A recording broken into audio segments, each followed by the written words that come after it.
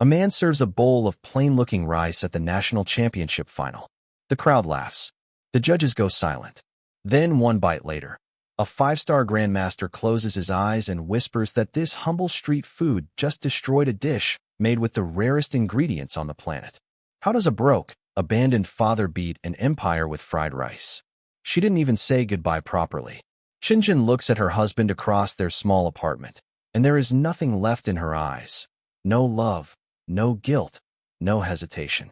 She calls his dreams pipe dreams. She says she is sick to her stomach hearing about the future he keeps promising. She tells him she deserves to live her own life, for once.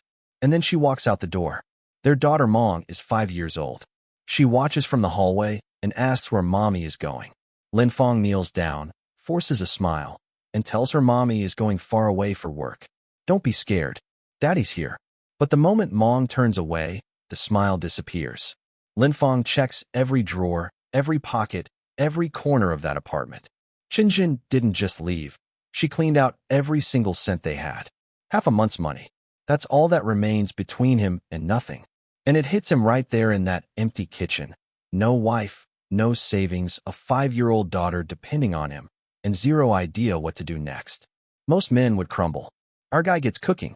He tells Mong she's going to be his little sentry. Sit right here and don't leave your post.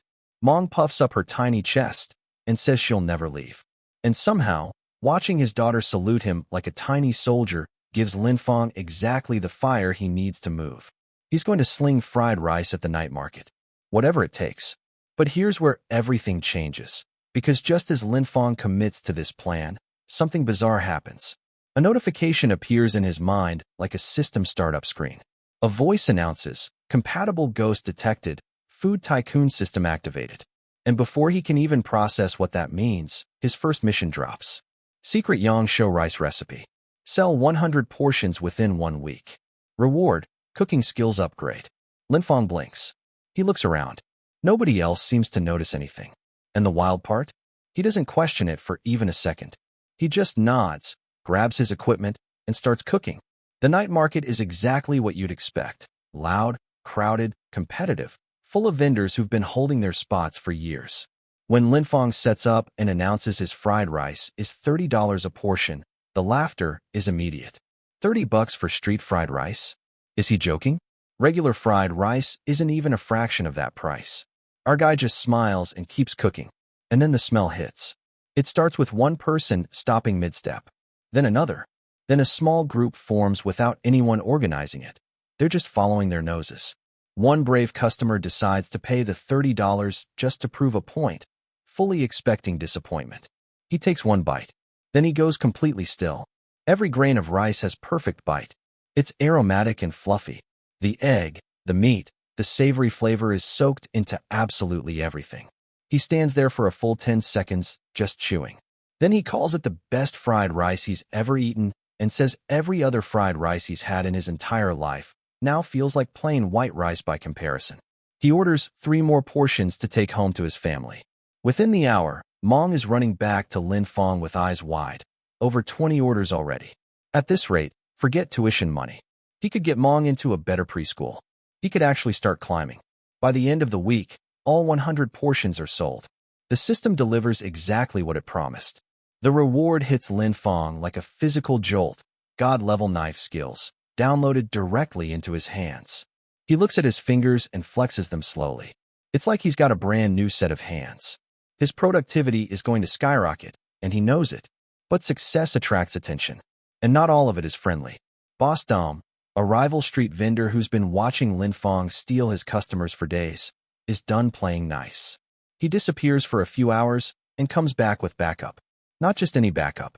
He went and got Master Li, a legitimate 3-star chef, holder of the title Golden Fried Rice King, and the so-called food consultant of Yulin Street.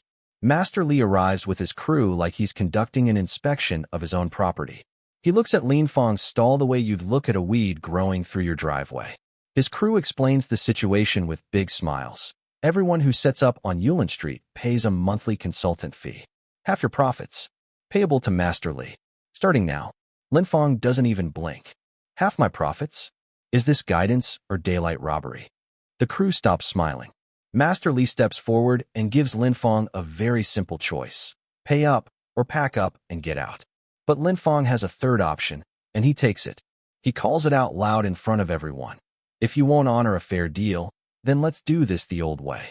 A one-on-one cooking duel. Winner takes all. Master Li's crew is furious. But the rules of the street are clear. Even they can't ignore a public challenge. The duel is accepted. And this is the part nobody expected, because just as both chefs are squaring up and arguing about who will judge, a wandering old man raises his hand from the edge of the crowd. The moment his face becomes visible, the entire crowd goes silent. Master Yang, 5-star culinary critic. The man who can end a 4-star chef's career with a single word. He is somehow, inexplicably, wandering a night market street and watching a fried rice duel between a 3-star chef and a broke single father with a 5-year-old sitting nearby. Both competitors agree immediately. You don't say no to Master Yang. Master Li privately relaxes. He figures this is actually good news. With Yang watching, he can't use dirty tricks, sure, but his authentic golden fried rice is going to absolutely destroy this kid. He's been making this dish for decades. The duel begins. Both men cook. Lin Fong's knife work immediately draws gasps from the crowd. The blade is a blur, effortless, inhuman. The crowd has never seen anything like it. Master Li waves it off. Knife skills are for beginners, he says. Fried rice is about heat and flavor. But when the dishes are served and Master Yang takes his first bite of Lin Fong's secret fried rice, something happens that nobody in that crowd will forget. Master Yang goes completely still. Then he closes his eyes. Then he opens them and says, slowly, deliberately, that this young man's fried rice is on a whole different level. Master Li loses. 3 decades of reputation, dismantled by a street vendor in a single night. The crowd erupts. Mong runs to her father screaming that Daddy is the best. And Lin Fong stands there in the middle of his little stall, holding his daughter, and for the first time since Qinjin walked out. He looks like a man who just found solid ground. But Master Li is not done. He's embarrassed, he's furious, and he has absolutely no intention of honoring the deal. He tells Lin Fong flat out, in front of everyone, that he doesn't have to respect the agreement. This is his street. He planted here by the owner. Who's going to stop him? Before Lin Fong can answer, a woman's voice cuts through the crowd. I will. She introduces herself calmly, professionally, devastatingly. Lin Qinggu, CEO of the Lin Group. She was here the whole time, watching everything, and she is not impressed with what she saw. She fires Master Li on the spot, strips his consultant title, tells him her father hired him, but she runs things now, and has him removed from her sight. Then she turns to Lin Fong. She formally invites him to be the new food consultant for Yulan Street. Lin Fong declines. He's a free man, wants time with his daughter. Lin smiles, hands him her private number, and leaves. Her assistant whispers, why would she bother with a street vendor? Lin's answer is simple. Master Yang approved of him. That means everything.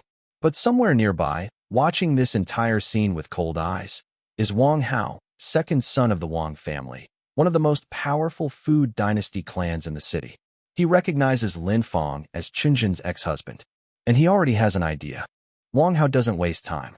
He pulls Qinjin into a room, and they form an arrangement. Then he has his men move on Lin Fong fast, before our guy can get comfortable with his new momentum. Because the Wang family doesn't negotiate with street vendors. They acquire them or they eliminate them. Lin Fong is cornered. His daughter is gone. Not missing, taken. Qinjin and Wang Hao's people have Mong, and they are holding her behind reinforced glass that not even bullets can break through. Lin Fong can hear his daughter calling for him through the barrier. She's crying, asking why mommy won't let her see daddy. And there is absolutely nothing he can do about it with his hands alone. Wang Hao introduces himself with the calm confidence of a man who has never been told no. He owns the Chanhe culinary empire. He controls a significant slice of the city's food industry. And right now, he's offering Lin Fong a very straightforward deal. Come work for him, and everything gets resolved quietly. Lin Fong tells him exactly where he can put that offer. Wang Hao doesn't flinch. He presents the real terms. A high-stakes cook-off. Lin Fong versus Wang Hao's top chef. If Lin Fong wins, Mong goes free, clean, no strings attached. And if Lin Fong loses, his hands get destroyed. He will never cook again. Lin Fang stares at the reinforced glass where his daughter is pressed against the surface. He has no leverage, no backup, no choice. He agrees. The venue is Wang Hao's underground arena, full spectacle, professional judges, an audience that paid to watch drama. It's a rigged game dressed up as a fair fight, and everyone in that room knows it. Lin Fang's opponent walks out. Master Zheng Yanhu, Wang Hao's top chef, near 4-star level, specialist of duck dishes. The system activates a death mission. Defeat him. Save your daughter. Reward, 4-star fish cuisine mastery. Lin Fang doesn't even need the reward to motivate him. But he'll take it. The theme is duck, and Wang Hao's entire camp lights up because duck is Master Hu's signature territory. Master Hu begins cooking with the confidence of a man who has never doubted himself a day in his life. He makes a smoked duck, but not with regular wood. He uses premium Ling tea instead, creating a layered aromatic masterpiece that fills the entire underground room with a complex, delicate fragrance. The judges taste it. Their faces say everything. This is exceptional work from a truly exceptional chef. The crowd starts turning toward Lin Fang with that particular look. The look people give when they feel sorry for someone about to be publicly humiliated. Then Lin Fang presents his dish. It looks ordinary.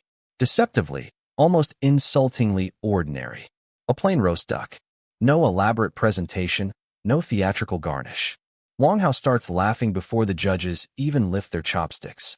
His crew mocks Lin Fang openly. Even a few audience members look genuinely confused. And then the judges take one bite. The room goes quiet. Not politely quiet. Shockingly, completely silent. One judge leans forward slowly and says 3 words that make Wang Hao's entire crew freeze. Qianlong's secret roast duck.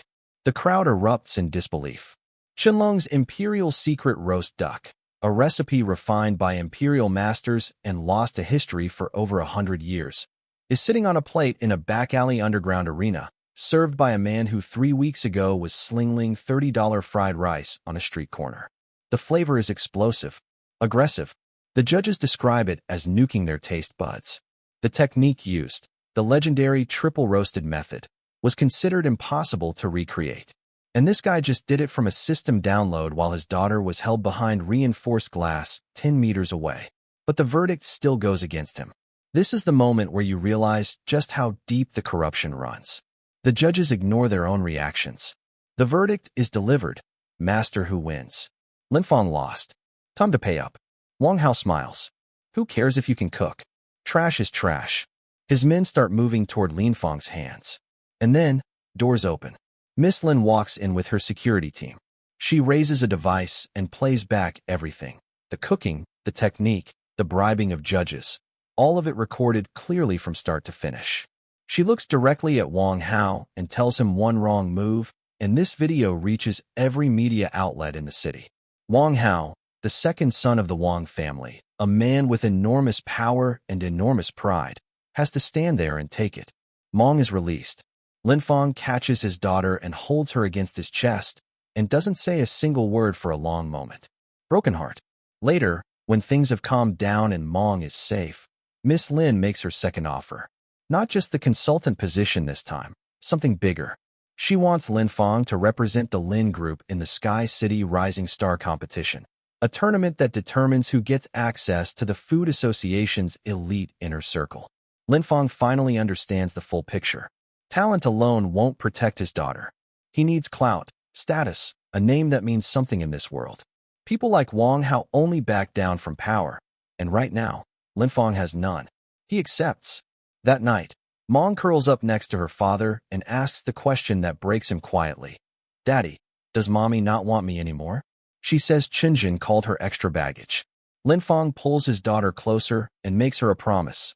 Wherever he goes, whatever happens, he will never let anyone take her away. Then Mong looks up at him with the most serious 5-year-old expression possible and asks if Miss Lin can be her new mommy, because she gave her candy and she's very pretty. Lin Fang laughs for the first time in what feels like forever. Meanwhile, elsewhere in the city, Wang Hao is not taking his humiliation quietly. He's already on a call with someone from the Wang family's inner circle. There is a plan forming, and it involves connecting the Wang family to something much larger. A family in the capital with resources that make Wang Hao look like a minor inconvenience. The Long family. The name gets dropped like a stone into still water, and the ripples haven't even started yet.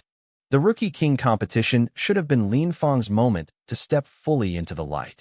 He arrives to register with Mong at his side, feeling the momentum of everything he's built, the street stall victories, the underground arena survival, Master Yang's endorsement. For the first time in a long time, the future feels like it's actually opening up. Then a guard steps in front of him and tells him to stop. The man blocking his path is Vice President Sunday, a portly, self-important official of the Food Association who wears his authority like it's a piece of clothing he bought specifically to impress people. Sunday tells Lin Feng that this competition is for the best chefs in the city. A one-star chef has absolutely no business competing here. Lin Feng stays calm. He points to the official rulebook, no star rating restriction listed anywhere. Sunday waves it off. He is the rule, he says. His word is the rule. Guards, remove this man. But before the guards can move, two figures step forward from the crowd. Master Yang and Elder Chun, the veteran judge who has been watching the culinary scene for decades, position themselves between Lin Feng and Sunday's guards. Yang looks at Sunday with the quiet devastation of someone who doesn't need to raise his voice to make a point. He asks, in front of everyone gathered, whether the Wang family is actually running scared from a one-star street vendor. Sunday almost chokes on his own pride. He backs down, but promises quietly that the Lin family's association support is not guaranteed if they keep pushing. Then he lets Lin Feng register, turns away, and makes a phone call. And that phone call matters. Miss Lin briefs Lin Feng privately on what he's walking into. 3 officially 4-star chefs are competing this year. The eldest Wang brother, Wang Jin, is Sunday's top disciple and is 1 step away from 5-star territory. 2 other 4-star chefs round out the elite tier. The judges are Yang, Fair, Sunday, Wang family puppet, and Elder Chun, aging Lin ally who is retiring immediately after this competition. This is Chin's last chance to do something meaningful, and he knows it. Lin doesn't ask for first place. She asks for top 3. That's all they need to access the association's inner circle. Lin Feng nods and says she's thinking too small. The preliminaries begin, and our guy runs through them like a force of nature. Round 1 win. Round 2 win. Round 3 win. The crowd shifts from dismissive to stunned to genuinely excited. 1-star ranked chefs just don't perform like this. Whispers spread through the competition venue. He's sandbagging. He has to be. No one learns to cook like this without training under someone extraordinary. Across the bracket, Wang Jin advances through his own rounds with terrifying efficiency and zero grace. After one victory, he picks up his defeated opponent's dish and throws it on the ground. He calls it garbage only fit for pigs. Lin Feng watches from a distance and says nothing, but he remembers. The finals arrive. Lin Feng versus Wang Jin. And Wang Jin cheats before the first ingredient is touched. The ingredient distribution happens, and Lin Feng ends up with cheap, ordinary cuts of beef, while Wang Jin receives the finest A5 Wagyu money can buy. The kind of beef where even the fat melts at room temperature, where each cut costs more than Lin Feng's entire street stall operation for a month. Elder Chen immediately demands the match be stopped.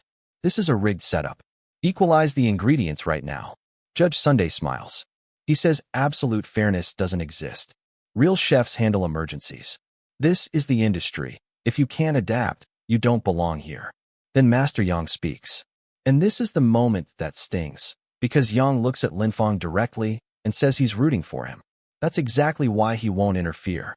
Only a ship that can weather the storm can truly conquer the sea.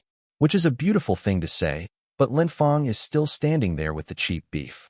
He stares at the ingredients. The crowd is already writing him off. Wang Jin is already cracking jokes about street food being street food no matter how you dress it up. And Lin Feng just stops. He takes a breath. He stops relying on the system's recipes and forces himself to think from scratch. Then the answer arrives. He remembers his recently acquired fish cuisine mastery. He thinks about Buyao Bay, a place where fish don't survive the journey to shore, where generations of chefs developed unique spicing techniques to preserve and elevate flavor under impossible conditions. What if he applied that same approach to beef? He creates something the culinary world has genuinely never seen. Mosa-style beef stew, fish stock as the base, layered with complex regional spices, Saffron added not during cooking, but during the marination process. It goes completely against conventional technique. It shouldn't work. But the moment that aroma fills the arena, every conversation stops. Wang Jin presents his A5 Wagyu dish first. It is, genuinely and undeniably, a masterpiece. Perfect ingredient pairings, flawless technique, maximum flavor extraction from the best ingredients on the planet. Judge Sunday looks ready to crown him right then and there. Then Lin Fang's dish arrives. The briny sweetness of seafood, the richness of spices, a flavor profile so unexpected that one judge literally leans back in his chair, confused by his own reaction. The verdict, 2 votes for Lin Fang. Wang Jin loses. Wang Jin does not take this like a man. He screams. He demands an explanation. He calls the result a fix and accuses Lin Fang of bribing judges in front of the entire audience. And Master Yang, the man who has been watching everything with those quiet, patient eyes, delivers the most precise shutdown of the entire competition. He tells Wang Jin that technique can be bought. Creativity cannot. Wang Jin's cooking is trapped by its own rules. Anyone could have made that dish. But Lin Fang's dish felt like something entirely his own. Based on that alone, he's a level ahead. Wang Jin has no response. Lin Fang is the rookie king champion. But the victory party lasts about 45 minutes. Because at the official gala that night, Vice President Sunday steps to the microphone with a barely contained smile and announces that the board has made a special decision. Due to the importance of representing Sky City at the national championship, the runner-up, not the champion, will be the one to compete. The room erupts. Elder Chun is furious. Even some of Sunday's own associates look uncomfortable. But Sunday bulldozes through every objection. Lin Fang is a street vendor, lacks pedigree, lacks experience. The runner-up Wang Jin is the obviously superior representative. I bet you didn't see that coming. The man wins the championship and still gets robbed. Wang Hao leans over to his brother and says the quiet part out loud. Since Lin Fang won't work for them, he needs to be kept from rising. No matter what. Lin Fang stands in the middle of that gala in his champion's position and watches his trophy mean nothing. And instead of breaking, he makes a promise. To the Wang family, to Sunday, to every person in that room who thinks power is the same as being right. He is going to make all of them pay. He just needs a different road. The plan comes from an unlikely alliance. Master Yang admits he's out of ideas. Elder Chun is frustrated but powerless against Sunday's political machinery. Miss Lin is the one who finds the solution, quiet, precise, exactly the kind of thinking that made her CEO of a major food group at her age. Bypass Sky City entirely. Her cousin works for the Tangong City Culinary Association. Tangong is the provincial capital, the heart of Heian cuisine, a city crawling with talent including multiple 6-star chefs among the younger generation. The trials there are held as a 7-day street food competition, and the top 3 sales leaders all qualify for the nationals. 3 qualifying spots, not 1, which means even if Lin Fang doesn't finish first, he's in. But the catch is that Tangong's competition level makes Sky City look like a warm-up round. Lin Fang commits immediately. For Mong, for Miss Lin, for his own dignity, he needs that national spot. He leaves Mong in Lin's care, promises his daughter he will come back soon, and heads for Tangong. Mong tells him to bring home first place. Our guy promises he'll try. What he doesn't know yet is that Wang Hao has had someone watching him the entire time. The moment Lin Fang registers in Tangong City, Wang Hao gets the call, and he's already made arrangements with someone local. Lin Fang sets up at stall 99 on the blocked-off competition street and adjusts his recipes specifically to Tangong City's flavor preferences. The crowds begin building from day one. Within hours, the aroma from stall 99 is drawing people from across the entire street food stretch. By day 2, he's already climbing toward the top 3. Then the frame job arrives. A group of Tangong City chefs surrounds Lin Fang's stall with the energy of people looking for a fight. They show him a post online, someone using his name, publicly calling all Tangong chefs trash, and claiming the nationals were already guaranteed to whoever came from Tianhai City. Lin Fang recognizes the Wang family's fingerprints immediately. He tries to explain. Nobody wants to hear it. The executive chef of Tenru Hotel steps forward. Wu Dong, 5-star rank. 3-time top 3 finisher at national trials. He issues a formal challenge. Lin Fang versus Wu Dong in an open duel. Fried rice. If Linfong wins, Wudong walks away. If Linfong loses, he apologizes to every chef in Tangong City and leaves town permanently. The system triggers the honor duel mission before Linfong even finishes processing the situation. The reward listed: super senses, sense of smell boosted 100 times, ability to perceive all scent changes with perfect accuracy. Linfong accepts. Wudong is the real thing. Watching him prepare his 7 treasures fried rice is watching a master in full command of his craft.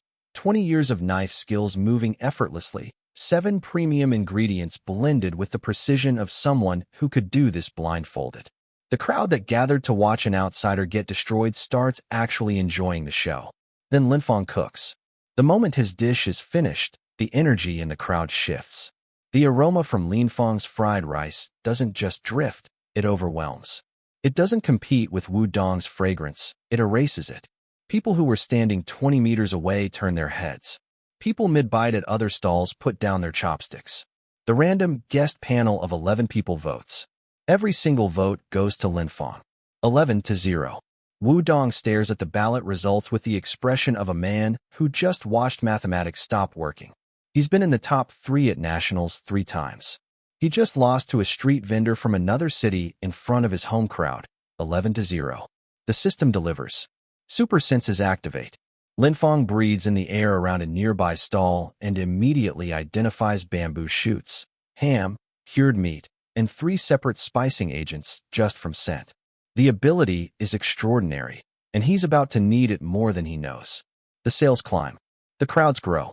After 6 days, he's sitting solidly in 3rd place. And then the final morning arrives with a disaster. His prepped rice is completely waterlogged, ruined overnight. There's no way to make fried rice with soaked rice. The entire dish falls apart without proper dry, fluffy grains. Someone got to his prep station, and he knows exactly whose hands were behind it. No time to prep fresh rice. He has 1 day left, a lead he can't afford to lose, and his core ingredient is destroyed. A lesser chef collapses here. Linfong walks out of his stall and starts thinking. He catches word of a nearby stall known for their rice. An old man who says he has nothing today, just mushy rice soup. And something in Linfong's mind clicks into place. A flash of inspiration that connects his northern cuisine training to this exact disaster. He goes back to stall 99 and announces he's making a new dish. Shijin silk rice. Northern cooking techniques applied to a rice soup base. Braised pork, mushrooms, dried shrimp, fresh vegetables, sesame oil finish. Rich, savory, layered. The kind of dish that doesn't try to impress with complexity, but hits you somewhere deep with its honesty. The old man who was watching takes 1 bite and requests another bowl immediately. Then another. Then the crowd swells. The final day's sales numbers eclipse everything that came before. But when results are about to be announced, Wang Hao arrives with a cold smile, and Miss Lin's cousin Lin Tianing standing right beside him, revealed as a traitor who took Wang family money. Lin Tianing delivers the news with practiced casualness. He forgot to include Linfong's name on the contestant registration list. No registration, no right to compete. 7 days of cooking, thousands of portions served, a city won over, all of it erased on a technicality. Wang Hao laughs. His cousin calls Linfong a pathetic walking joke. And then the old man who ate 2 bowls of silk rice walks forward. The association chairman goes white. The officials scramble. The crowd parts. Elder Zhang, godfather of Jiangxia cuisine, one of the 8 regional cuisine grandmasters of the entire country. The man has been at Tangong City for days, watching Linfong cook at a street stall, eating his food, observing his character. He has seen everything. He looks at Lin Tianing and fires him from the association on the spot. Wang Hao's men don't move. Wang Hao himself, for the first time in this entire story, has absolutely nothing to say. Elder Zhang turns to Linfong and tells him plainly, he will not give him special favors. 1 day remains. The outcome is entirely on his skills. Linfong nods. He goes back to stall 99 and cooks like his life depends on it. Final results. 3rd place, 2,180 portions. 2nd place, 2,160 portions. 1st place, Linfong, 2,300 portions. The crowd erupts.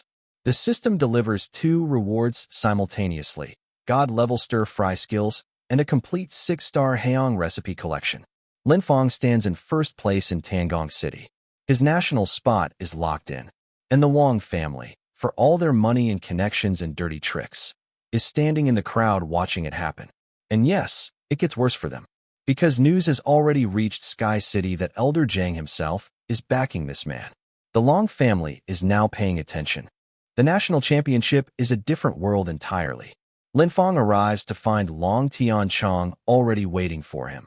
The heir of the Long family, one of the most powerful culinary dynasties in the entire country, standing in the corridors of the national venue like he owns the building. Because in every way that matters, he basically does. Long offers Lin Fong a position as his personal errand boy. He phrases it as a generous opportunity. Lin Fong tells him the Long family doesn't run the show at nationals yet. Bring whatever he has. Long smiles the cold smile of someone who has already arranged everything and walks away. He's not wrong. Arena 8 has been assigned to Lin Fong specifically, and the theme, an aroma duel where fragrance is the centerpiece, sounds like Lin Fong's strongest territory. It's a trap designed to look like an advantage. Lin Fong's super senses activate before he even reaches his cooking station. The spices at Station 18 have been soaked in water, dried out again so they look normal, but carrying less than 30% of their original potency. Every other station is untouched. Only his. The Long family thinks they've broken his strongest weapon. He turns it around in 30 seconds of thinking. If the spices are at 30% strength, he'll use 3 times the quantity and adjust the ratios accordingly. Nobody without a 100x sense of smell would even catch the difference in time, let alone know how to compensate. The contestant before him scores 63 and is publicly humiliated by the judges. The lead judge tells Lin Fong directly, "I'm tired of mediocre food insulting my taste buds. If you aren't confident, don't serve." Lin Fong says he's quite confident. "Please go ahead and taste." He makes curry fish head, and the aroma that comes off that dish doesn't drift or float. It fills the hall. Every judge, every observer, every competing chef in the vicinity turns towards Station 18 involuntarily. It's that powerful. First judge, 99. Second judge, 99. Third judge, suspicious, clearly aware something unusual happened, still gives it a 95. Lin Fong then reveals calmly that his spices were tampered with. The judges launch an investigation. Lin Fong walks away ranked first in his arena. Round 2 changes format. The name tag scramble. Each contestant holds tags. Win a cooking duel and take your opponent's tag. Top 3 tag holders advance.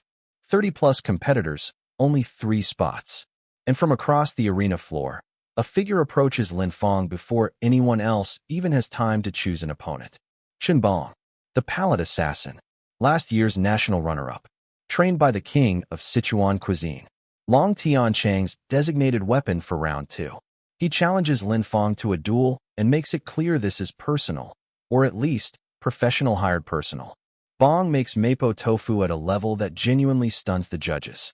The spicy, numbing, savory flavor profile is executed to near perfection. One judge says it's easily worth a 99. The crowd is certain Lin Fong is done.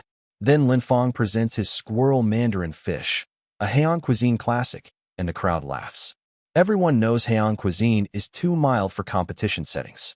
Against heavy Sichuan heat, a delicate Heian dish doesn't stand a chance. The reveal lands like a thunderclap. Lin Fong explains his strategy in full. Spicy food temporarily numbs the palate. The Sichuan heat deadens the judge's taste buds. Sweet and sour is the direct antidote. It shocks the palate back to life, heightens sensitivity, makes the next bite land twice as hard. The moment he saw Bong choose Sichuan, the trap was already sprung. He didn't pick squirrel fish to compete with mapo tofu. He picked it to use mapo tofu against itself. Chen Bong loses. He says it's impossible. He was the national runner-up. Lin Fong tells him to pass along a message to Long Tianchong. The people he's sending are total jokes. Lin Fong then sweeps through Arena 2, Arena 1, and Arena 3 consecutively. Every challenger falls. Every duel is won. By the time the bracket closes, our guy has made it to the national finals without a single loss. Meanwhile, Long Tianchong has stopped smiling. He tells his people, every weapon he sent has failed. Every trap has been found and reversed. He pulls his trump card. He's doing this one himself. The national finals. Linfang versus Long Tianchang. The theme pulled randomly. Fujian cuisine. Long's camp celebrates. Fujian is Long family territory.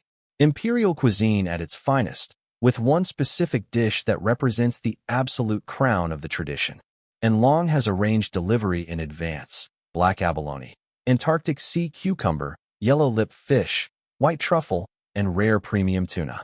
The most elite ingredients on the planet, sourced and delivered because the Long family has resources that make the concept of fairness irrelevant. The rules allow it. Nobody can stop him. And even Elder Jiang, watching from the judging panel, says nothing. Mong is in the audience with Miss Lin. She screams encouragement at her father. Miss Lin holds Mong's hand quietly and watches Linfang's face across the competition floor. Linfang has ordinary ingredients. He has his skills. He has the system's 6-star Haeyang recipe collection and everything he's earned. And he has something Long Tianchang has spent so much time cultivating power that he's completely forgotten about. A soul. Long makes Buddha jumps over the wall. The legendary Fujian imperial dish, refined by generations of masters, using ingredients that most chefs will never touch in their entire careers. The judges taste it and acknowledge immediately that this is world-class cooking. It should be. The Long family has been perfecting this dish for longer than most of the people in this room have been alive. Long smirks at Linfang across the competition floor. He calls him a nobody. He says the gap between them is a void that can never be crossed. Then Linfang presents a bowl of what appears to be fried rice. The laughter comes fast. Even some judges look skeptical. Long openly mocks him, says he expected a showstopper and got street food. But the moment the dish is served, the aroma does something to the room. It's savory, rich, but with a subtle sweet-sour note underneath that makes no sense for fried rice. Elder Jiang leans forward. The Haeyang and Hunan masters on the judging panel exchange a look. This isn't fried rice. It's southern Fujian savory rice, a humble common dish elevated beyond recognition. Small amounts of bean paste and crushed plums added for depth without overwhelming the rice's natural character. Northern and Haeyang elements fused into a Fujian tradition with precision that only someone who has genuinely mastered multiple regional styles could achieve. The judges taste it. The flavor is impossible. Rich and deep and alive in a way that Long's technically perfect masterpiece, for all its legendary ingredients, simply isn't. The verdict: Linfang wins the national championship. Fire. Long Tianchang refuses to accept it. The judges hand him the leftover rice. He takes one bite in silence. His face says everything his mouth won't. One judge delivers the final word. Long's dish was excellent, but they didn't see any of Long in it. Linfang's dish felt like a living story. The soul of a chef who earned every technique through hardship. That is what makes a dish unforgettable. Long lost fair and square. Back in Sky City, the reports arrive like shockwaves. The Wang family is finished. Qinjin shows up at Linfang's door, kneeling, tearful, begging. Says Mong needs her mother. The Wang family is gone. The power she sold herself for has collapsed, and now she wants back in. Linfang looks at the woman who cleaned out his savings, called their daughter extra baggage, and helped Wang Hao kidnap Mong. And he shuts the door. Broken heart. He's done. The system triggers a new growth mission the moment the championship concludes. Open your own restaurant. Linfang calls it Maple Bistro. He and Mong stand outside the space together. She looks up at the sign with enormous eyes and says she wants to eat his cooking every day. He tells her this is their new home, their restaurant, their future. Miss Lin arranges everything behind the scenes with military efficiency, viral food bloggers, media coverage, careful social positioning. The national champion's grand opening becomes an event. People line up before the doors open. The Imperial Secret Roast Duck goes out to the first table, and the reaction is immediate. Customers describe it as better than any 5-star restaurant they've ever visited. Mong works the floor as the world's most adorable 5-year-old hostess. She tells every customer her daddy is the best chef in the world, and honestly, nobody argues with her. The momentum is extraordinary. The restaurant is packed from day one. It looks like everything is finally falling into place. And then Qinjin walks through the front door during peak service. She doesn't sit down quietly. She starts screaming at the top of her lungs in the middle of the dining room, telling every customer within earshot that this man, this national champion, abandoned the woman who survived poverty with him, that he dumped her the moment he got successful and money and a rich girlfriend, that she has been treated like garbage and she wants justice right here, right now, in front of everyone. The customers don't know the history. They see a crying woman and a composed-looking man, and they make their assumptions immediately. Tables start emptying. People film on their phones. Someone calls him scum. Someone else says they're never coming back. Then Shinjin turns on Miss Lin, calls her a homewrecker, screams that she destroyed a family, and physically attacks her. And then Mong steps forward, this tiny 5-year-old girl, and tells her mother that Shinjin was the one who left first. Broken heart, Shinjin turns on her own daughter. Miss Lin's security removes Shinjin from the building. But the damage is done. The restaurant is half empty, the opening day ruined, and the video footage of the scene is already spreading online. But Miss Lin has been playing the long game since before Lin Fong even knew her name. She releases her counter package, everything recorded since the very beginning. The truth about Shinjin abandoning her family, cleaning out the savings, calling Mong extra baggage, collaborating with Wang Hao. The full picture laid out clearly for anyone who wants to see it. Public opinion reverses within hours. Customers come back, apologize personally, and leave bigger orders than before. The restaurant recovers. Mong is given a teddy bear. For about 48 hours, things look stable again. Then the Long family activates their real weapon. Miss Zhou, Long Tianchang's operational strategist, coordinates a total supply chain blackout across all of Sky City. Every single supplier that works with Maple Bistro receives pressure simultaneously. Trucks break down. Family emergencies happen. Routine highway inspections stop the Lin family's own supply vehicles for days. Within 24 hours, Maple Bistro cannot source a single ingredient. The restaurant goes dark. Lin Fong and Miss Lin work every contact they have. Nobody can help. The Long family's reach through Sky City's food supply network is total. Even calling Master Tang, Elder Jiang, for help yields silence. Because Elder Jiang is in the hospital. A mystery challenger appeared at Elder Jiang's location and issued a formal culinary challenge to the Grandmaster. Elder Jiang, proud, principled, incapable of ignoring an insult to the craft, accepted. The challenger ran him through 12 hours of the most grueling, complicated cooking possible, never trying to win, only trying to drain. A deliberate endurance trap designed by someone who knew exactly how to exploit a proud old man's sense of honor. Elder Jiang collapsed at hour 12 and was hospitalized on the spot. From his hospital bed, barely conscious, he wrote a letter. His daughter carries it to Lin Fong personally. Lin Fong reads it standing in his shuttered restaurant. The letter explains everything. A secret organization operating behind both the Wang family and the Long family. One that has been slowly moving to control all 8 regional cuisine traditions through the triennial battle for the crown competition. Elder Jiang caught on to the scheme, and they moved to take him out before he could act. And then the letter begs Lin Fong, the man he watched cook silk rice at a street stall in Tangong City, to take his place. To enter the battle for the crown and protect the soul of true culinary culture. Lin Fong folds the letter carefully. He looks at Mong playing on the floor nearby. He looks at Miss Lin watching him from across the room with quiet, steady eyes. He stands up and walks toward the door.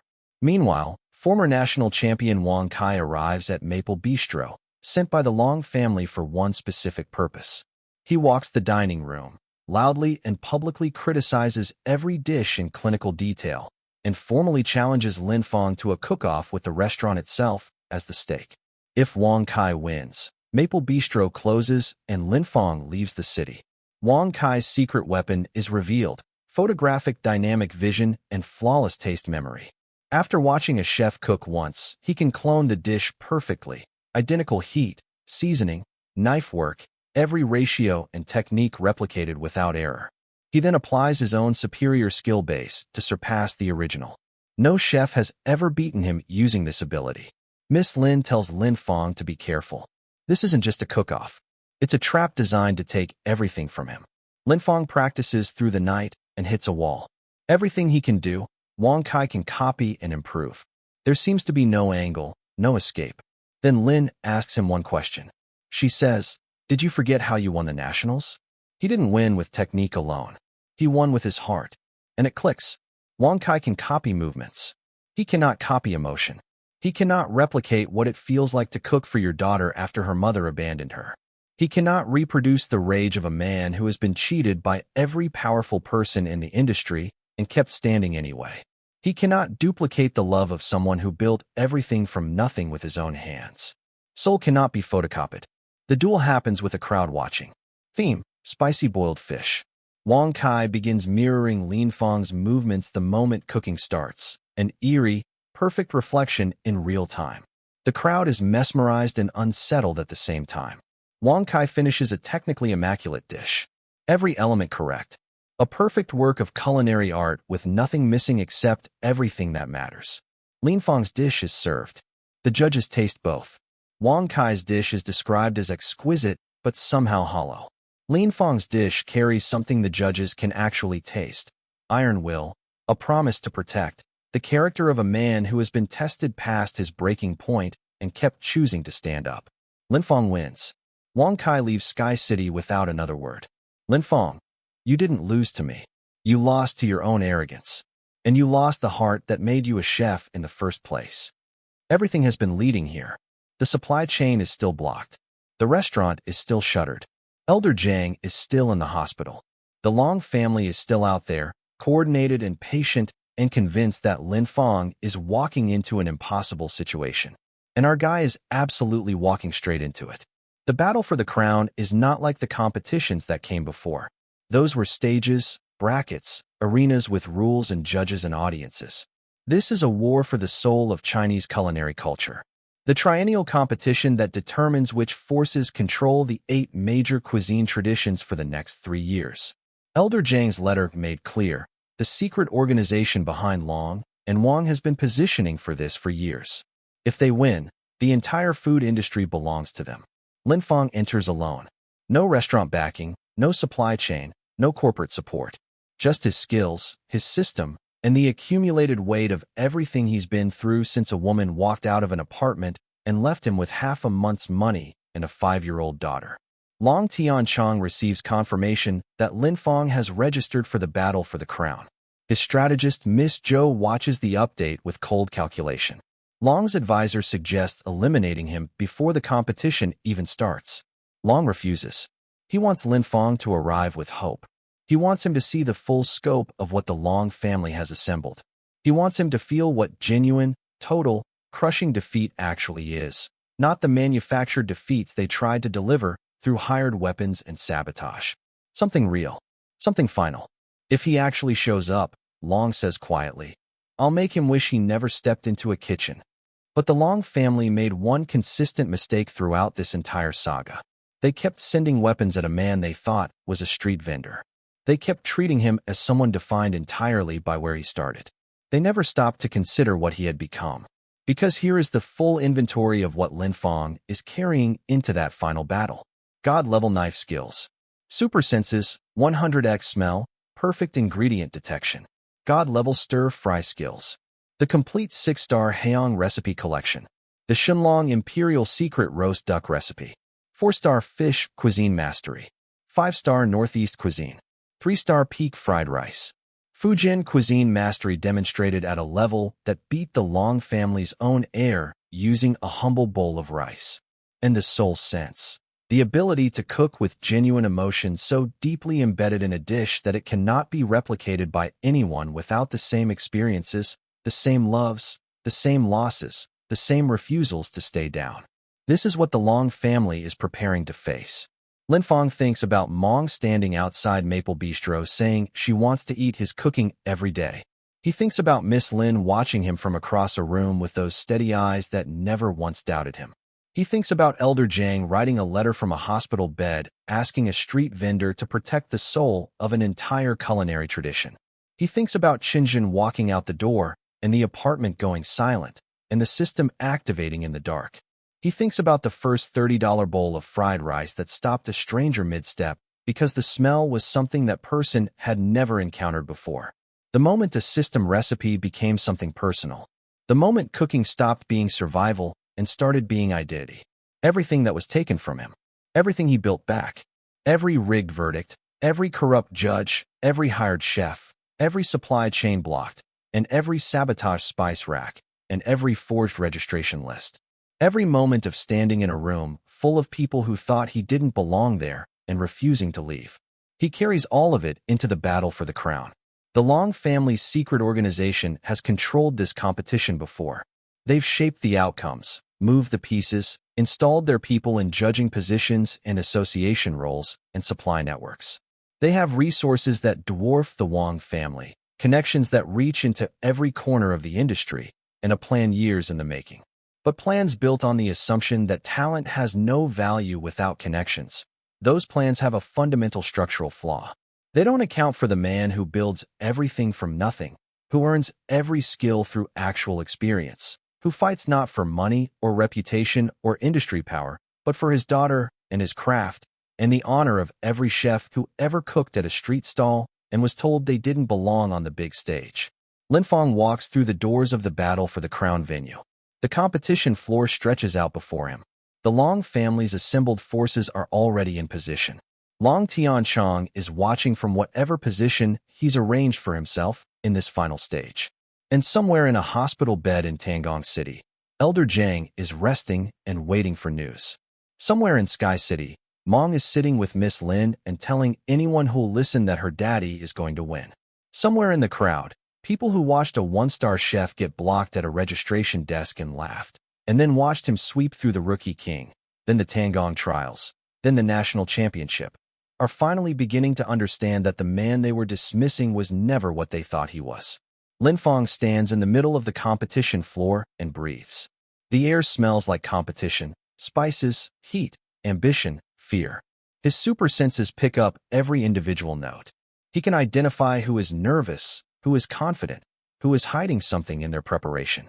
He can smell the Long family's plan from across the room. Not literally, but close enough. He is ready. The battle for the crown begins. Everything the Long family built, everything the secret organization arranged, everything Wang Hao and Wang Jin and Wang Kai and Sunday and Chen Bong and every other obstacle in this story was pointing toward this moment. A man who started with nothing, a system that gave him tools, a daughter who gave him reasons, a woman who gave him someone worth becoming, and a grandmaster lying in a hospital bed who looked at all of that and said, "You're the one." Against the full weight of money and power and decades of corruption, Linfeng cooks. And if the entire arc of this story has shown us one single truth, it's that when this man stands in a kitchen and pours everything he has into a dish, every judge in the world eventually goes silent and says the same thing. This is on a whole different level. The battle for the crown is far from over. The secret organization still has faces we haven't seen. The Long family still has moves in reserve. The full scope of what they've been building will reveal itself in the competition ahead. But one thing is certain. For the first time in this story, the most powerful people in the culinary world are not the ones setting the traps. They're the ones who should be worried. If you made it this far and your heart is racing, you're not alone. Drop a comment with who your favorite moment was. Like and subscribe so you never miss a recap.